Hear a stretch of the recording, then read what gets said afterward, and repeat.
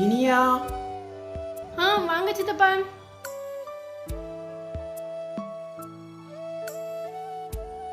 உட்காருங்க சித்தப்பா. என்ன இனியா சோகமா இருக்க? ஆஃபீஸில் ஒரே பிரச்சனை சித்தப்பா. என் கூட வேலை பார்க்குற எல்லாரும் என் வேலையை காலி பண்ணி எப்படியாவது வீட்டுக்கு அனுப்பணும்னு பார்க்காங்க. அவங்க எல்லாரும் எம்டி கிட்ட என்னை பற்றி இல்லாத பொல்லாத போட்டு விட்டுருக்காங்க. அவர் என்னை தினமும் கூப்பிட்டு திட்டுறாரு. பாடுகளையும் கஷ்டத்தையும் தாங்கவே முடியல சித்தப்பா. அந்த தண்ணி எடு. ஐயோ பேக் பேக். உன் வாழ்க்கையை நீயே முடிச்சிடலான்னு முடிவு பண்ணிட்டியாகும். நான் அப்படிதான் நினைச்சேன். நம்ம முடிவை நம்மளே தேடிக்கிட்டு நம்ம நரகத்துக்கு தான் போவோம்னு சொல்லி ஒரு ஊழியக்காரர் சொன்னது இப்போதான் ஞாபகம் வந்துச்சு. இப்போ என்னால் வாழவும் முடியல, சாகவும் முடியல, என்ன செய்யனே தெரியல. இனியா பைபிள் வாசிப்பியா? தினமும் வாசிப்பேன் சித்தப்பா. சங்கீதம் 23 4வது வசனத்தை வாசி பாப்பு. வாசிக்கும் சித்தப்பா.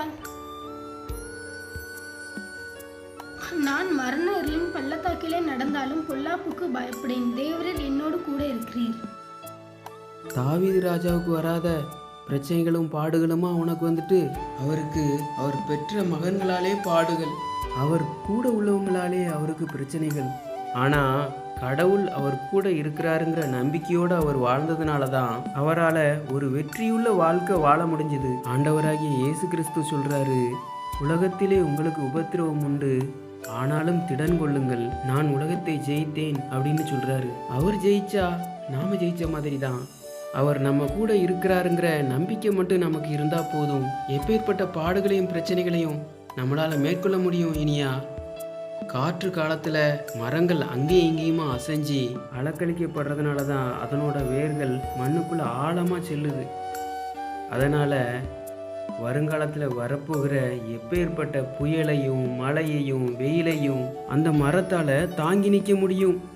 நம்ம வாழ்க்கையில் வர்ற பாடுகள் நம்மை பால்படுத்துறதுக்காக இல்லை இனியா, பக்குவப்படுத்துறதுக்காகத்தான். இப்போ எனக்கு நல்லா புரிஞ்சிச்சு தப்பா. இருங்க, நான் உங்களுக்கு ஒரு ஸ்ட்ராங்காக ஒரு காஃபி போட்டு கொண்டு வரேன்.